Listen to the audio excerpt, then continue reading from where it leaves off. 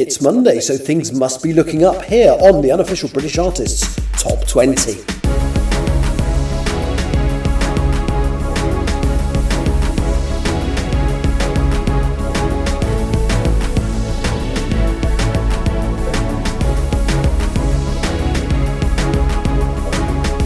Hello, it's Monday the 1st of June 2026. Welcome to the Unofficial British Artists Top 20.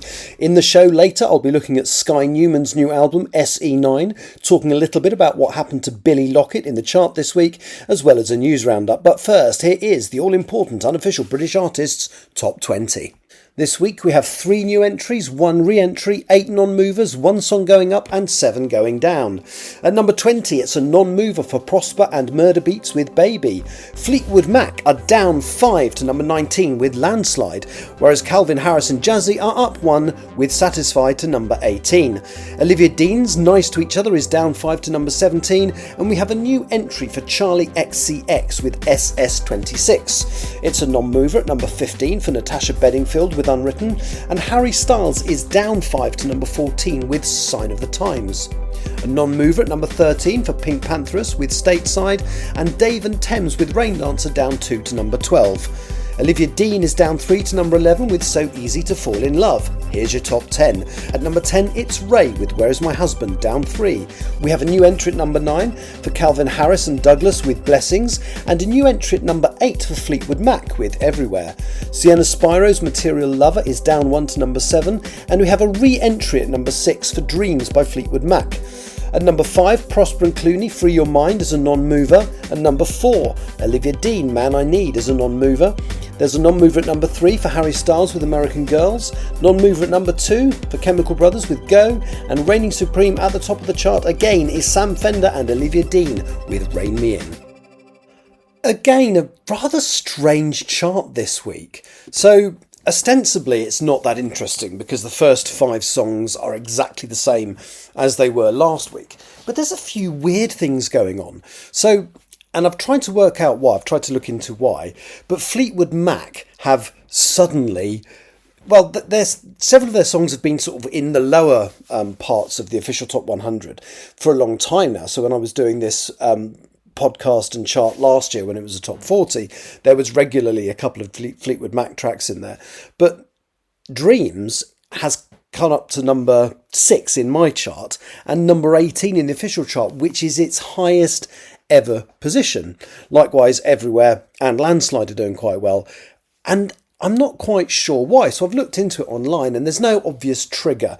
They've not been used in a film or something like that. So there has been a surge in listening to Fleetwood Mac, but for no really obvious reason. In fact, it's interesting. Of the 20 songs in the Unofficial British Artists Top 20 this week, 6 of them are old songs. So number 2 is Chemical Brothers Go, which was used in a movie. So that's why that's there. But that's now been in the chart 4 weeks and is doing very, very well. It's number 2 in my chart, and I think it's doing pretty well in the official chart now. Yeah, it's number 4. Then you've also got the 3 Fleetwood Mac songs.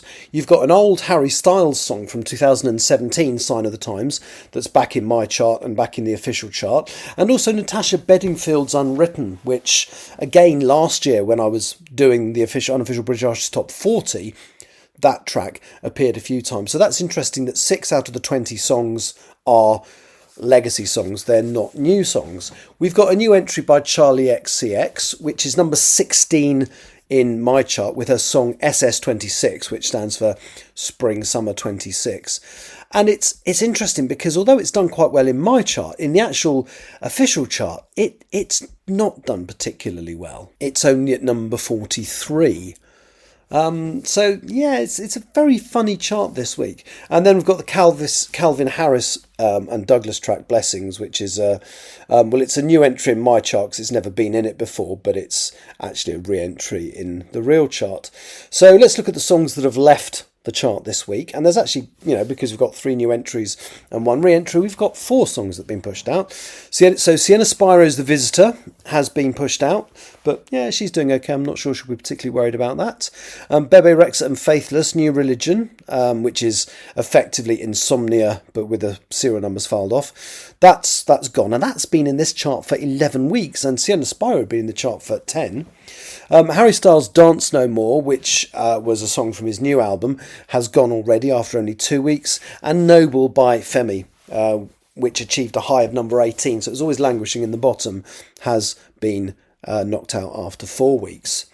In terms of official chart penetration, the official top 10 only has 2 songs by British artists in it, so 20%, same as last week. The official top 20 has 6 out of 20, which is 30%, which is actually up 10% on last week, so that's a slight improvement. And the top 40 has actually gone up to 15 out of 40 tracks being by British artists, a total of 37.5%, which is up 7.5% last week and creeping towards our best ever figure, which was actually the week I started doing this, where we had 21 out of the 40 songs by British artists over 50%, which hopefully we'll see that again. The bottom actual chart position for British artist, so my number 20, the Prosper and Murder Beats song, is number 54 in the official chart, so that's up 7 on last week. So effectively the top 54, the official top 54, has 20 British songs on it, and once again, and this is the real surprise, the official chart still has Sam Fender and Olivia Dean at number 1 with Rein Me In, which is brilliant, because if I'm honest, when I heard that Olivia Rodrigo was releasing a new single, I really thought that would knock them off, and it hasn't. The Cure by Olivia Rodrigo came in at number 2, but it still didn't manage to topple Sam Fender and Rein Me In after 13 intermittent weeks at the top of the official chart. So again, great news for the number of weeks British artists have been in the official number 1 this year. So out of the 22 weeks there's been a chart, 18 of them have had a British artist at number 1, 13 of those, Sam Fender and Olivia Dean, which leaves only again still 4 weeks out of the 22 that have had an artist at number 1 that's an international artist. Anyway, enough about me waffling on about the chart. It's time for the news. As usual, we will start with the Spotify roundup. Maisie Peters' new album, Fluorescence, was the sole British album on the global debut albums top 10 this week. Charlie XCX's new single, Spring Summer 26, was the sole British song to appear on the global debut songs top 10. Olivia Dean's The Art of Loving was the sole British entry on the global albums top 10 this week, dropping from number 6 to number 9, and no British representation on the global songs top 10 this week. There are still 2 British entries in the global pre-saves chart. Dinner Party by Niall Horan is up 1 place to number 7 with 367,600 pre-saves, an increase of 28,400 on last week. The album is released on Friday, so I'll give you the final pre-saves figure in next week's show. Also, The Wow Signal by Muse is still at number 10 with 333,800 pre-saves, up 17,600 on last week. This album comes out on the 26th of June. The USA's Olivia Rodrigo reigns supreme at the top of the chart with her album You Seem Pretty Sad for a Girl So In Love, which now has 3.41 million pre-saves, a figure that has grown by 200,000 since this time last week. It is still currently the 3rd most pre-saved album in Spotify history. In other news, this week's BPI Brit certified releases are Favourite by Fontaines DC, which is now platinum single, Hypersonic Missiles by Sam Fender, which is now double platinum, and Levitating by Dua Lipa, which is now a 5 times platinum single. Olivia Dean and Sam Fender's Rein Me In has now spent 13 non-consecutive weeks at the top of the official British singles chart. It now has the record for the longest running number 1 for a male-female duo and longest running number 1 for a female artist. I shall repeat this fact every week, increasing the number each time by 1 until they are knocked off the top of the charts, even though, if past form suggests, they'll be back at the top of it the following week. Last week's British album releases that charted in the official album chart were as follows. Fluorescence by Maisie Peters entered straight to number 1. Glow by Michael Ball entered at number 9. Prang by A debuted at number 42. Things Are Looking Up by Billy Lockett came in at number 50. Morpho by Ed O'Brien arrived at number 73. And Cowardice by Marmozets entered at 87. New albums released by British artists on Friday were Mother of Pearl by Freya Ridings, Cosmic Opera Act 2 by Labyrinth, The Boys of Dungeon Lane by Paul McCartney, and SE9 Part 2 by Skye Newman. And that was the news. Now, before I review this week's album, I'd like to quickly talk about last week's album, Billy Lockett's Things Are Looking Up. I hadn't heard of Billy Lockett, and the artist only came to my attention because of some viral videos that he'd done on Instagram, which were basically talking about how he was struggling to sell the album and struggling to, get attendance at his tour.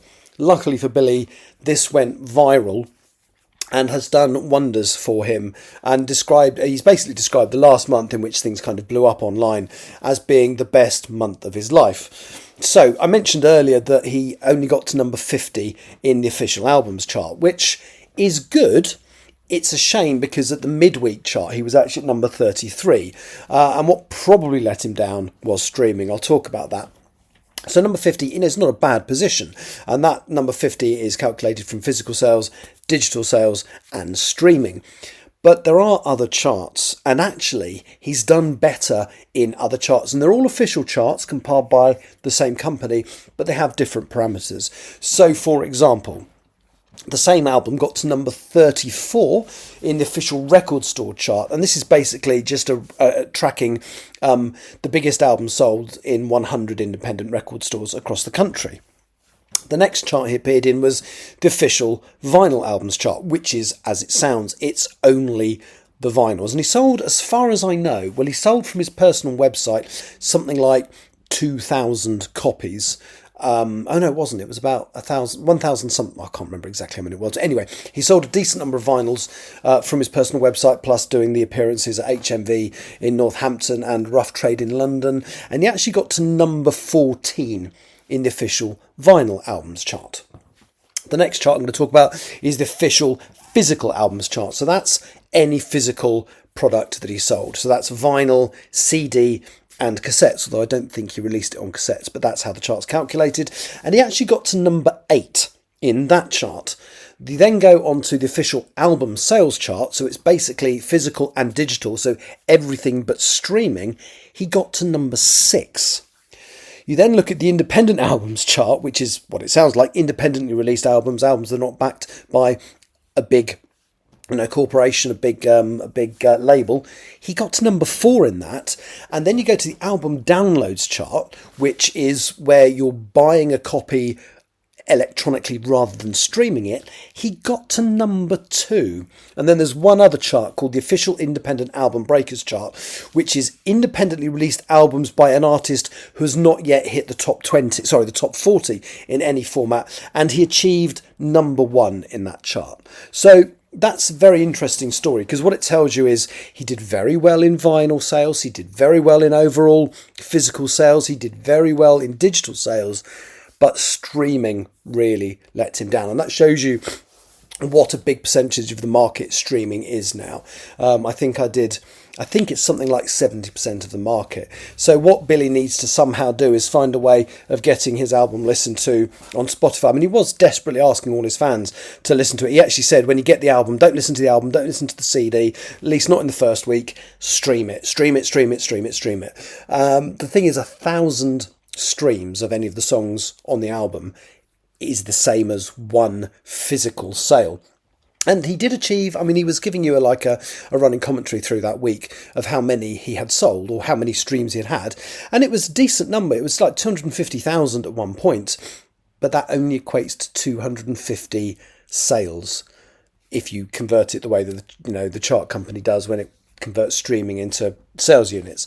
So good, but not good enough to propel his album higher in the real album chart. It still got to number 50 based on basically physical sales and digital sales, because I don't think the streaming contributed that much.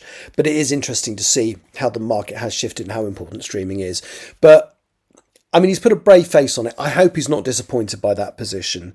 I think he's done brilliantly, and hopefully this will get him noticed. He's still on various radio stations' playlists with his single Things Are Looking Up. So fingers crossed, Billy Lockett will definitely have benefited from all the exposure he has managed to achieve through his social media this week. Right, album review time. This week I've gone for the new record by Skye Newman, titled SE9. Skye Newman was born in November 2003 and brought up in South East London. She was the youngest of 6 children and has been known to describe herself as a council house babe, since her family were constantly on the move, living in various council estates across London and Kent. She says that her childhood contained times of instability and she always found an escape in music. She found a voice whilst performing True Colours by Cyndi Lauper at a school concert aged 6, and her musical awakening was apparently down to her aunt, who was a jazz and blues singer that introduced her to songwriting and indeed the studio environment. Her Aunt Muna died, sadly, when Skye was 11. Her response was to sit down at a keyboard and write a song about grief. It appears that this helped her to process the loss of a woman who felt like a mother to the young Skye and set a precedent for her. In an interview, she says, "I don't write from my consciousness. I write from my subconsciousness because I don't always talk about things, but I'll sing about them. Music is where I let it out." Her music style is one that she herself describes as soulful rhythm and blues and reflects the music she was brought up listening to, music enjoyed by her parents and her 5 siblings. As a result, she does have an eclectic mix of influences, from Bob Marley and Oasis to Eminem and the Spice Girls. She started sharing her music online, some cover versions as well as bits of original material. This way she gained a significant fan base on social media, and soon various managers and record labels contacted her with an interest in signing her. She eventually chose to sign with Sony in 2024 because, and I quote, "I connected with the people there who are just normal. Some of them are from where I grew up, and there are so many strong women too. I knew it was where I was meant to be." She released her debut single, Hairdresser, in March 2025, which went straight into the official singles chart, reaching number 15 and achieving the status of gold single. It was the follow-up, Family Matters, that really got her notice though, which got to number 5 in the official chart and eventually went platinum. Following this, she released her first EP in October last year, called SE9 Part 1, which got to number 18 in the official album chart. This Friday, she released a further EP, SE9 Part 2, which has been compiled into a full album. For the purposes of this review, I shall treat both parts as one entity and review the whole thing. The opening song is called FU and UF, which is short for Fuck You and Your Friends, which got to number 16 in the official singles chart last year. I was completely aware of it when it came out, and it rapidly became a guilty pleasure whilst listening to the top 40 of the time. I'm not sure why I felt it was a guilty pleasure, possibly because of the explicit language, maybe, but then maybe not. I don't really get it. I'm not offended by a song that has an explicit tag. For example, the clean version of Lola Young's Messy literally lacks the bite of the one with the rude words.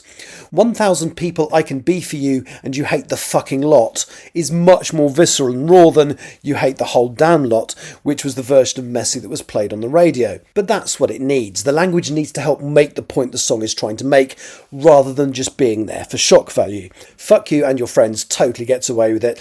Whereas if you look at something like, I'm trying to think of an example, House Tour by Sabrina Carpenter, technically doesn't use foul language, it's more innuendo, but she just puts suggestive lyrics in. For example, "I just want you to come inside but never enter through the back door." That's a direct quote from the lyrics of House Tour. Come on, Miss Carpenter, you're better than that. So the opening song of SE9 tells you that Skye Newman won't compromise her story to come across as polite, and that's no bad thing. The next song, her first single, is Hairdresser, about the singer, who self-references in the lyrics, and it's about telling her hairdresser about a terrible boyfriend she had, and the hairdresser telling her that basically she could and should do better.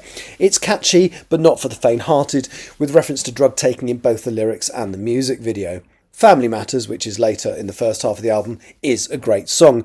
I remember all the ones that I've mentioned so far because they were in the top 40 and I listened to the top 40 all of last year, but this is the one that I remember best because it achieved the highest position in the chart. It was there for 6 months and actually achieved number 69 in the 2025 end of year singles chart. The first half of the album, which was originally part 1, contained 6 tracks, 5 of which were released as singles and 4 of them charted, with Family Matters getting to number 5, which is her most successful single to date.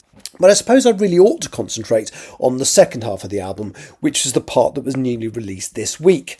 It contains a further 8 songs, and interestingly, the track listing varies slightly depending on which physical format you buy it on. The song Too Far South is on both the vinyl and the CD, but the version on vinyl is acoustic. Similarly, the song Vicious Cycle is not included on the vinyl version, and the song Blood is not on the CD version. As I wrote this review, I only had access to the CD and the version on Spotify, which is slightly different again because it presents part 2 first, with the new tracks ahead of part 1. Part 2 opens with Man of the House, which appears to be about being in a manipulative relationship but still being in love with a bloke concerned.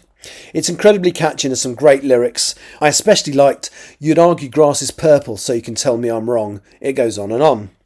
It's well known that Skye writes and sings about real experiences. She told a news organisation once that an ex-boyfriend was very upset by one of her songs because the lyrics were so obviously about their relationship, although she did not specify which song upset him. I'm assuming that most of her songs are still all from a very personal perspective, so the song Crawling, which is next, is a really interesting one. It appears to be about the slow process of picking yourself up after a damaging relationship. Walk, the next song, and the only single from this new album to chart so far, continues this theme, although it seems to be about the immediate aftermath of realising a relationship is toxic. It's a good song, but only got to number 48 in the official singles chart, and number 17 in my chart, the Unofficial British Artist Top 20, in March. Woman I Am, which is the penultimate track of the CD version anyway, was also released as a single in April and failed to chart. SE9 Part 2 is an enjoyable and competent album, but there's nothing in there that sticks out in the way that Fuck You and Your Friends or Family Matters did from the first half, which is a pity.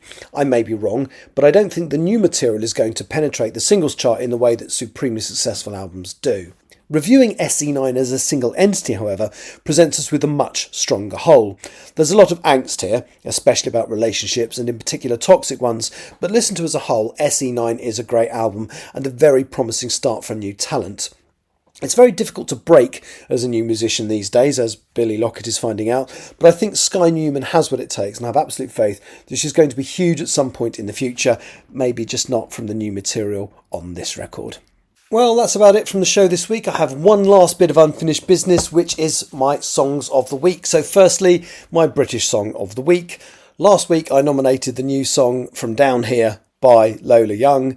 It failed to, well, it's charted, but right at the bottom of the chart, which I think is a shame because I do think it's her strongest offering to date. This week, I'm going to nominate the song I should have nominated last week, which was Things Are Looking Up by Billy Lockett. It's the title single from the album he's just released. It's the one that's got the airplay on Radio 1, Radio 2 and various other local radio stations.